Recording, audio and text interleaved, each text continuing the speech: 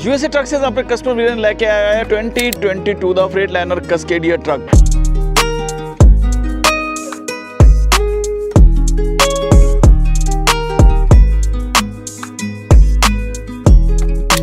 ਇਹਦੀ ਮਾਈਲੇਜ 3,77,000 ਹੈ, ਆਵਰਸ ਸਿਰਫ 13,000 ਨੇ। ਇਹ ਡਬਲ ਬੰਕ ਕੇ 73 ਇੰਚ ਦਾ 455 ਹਾਰਸ ਪਾਵਰ ਹੈ। ਫਿਰ ਇਹਦੇ ਉੱਤੇ ਇਹਦੀ ਆਪਣੀ ਵਾਰੰਟੀ ਲੱਗੀ ਹੋਈ ਹੈ ਮੇਜਰ ਕੰਪੋਨੈਂਟਸ ਪਲੱਸ ਟਰਾਂਸਮਿਸ਼ਨ ਦੀ ਮਾਰਚ 2026 ਤੱਕ।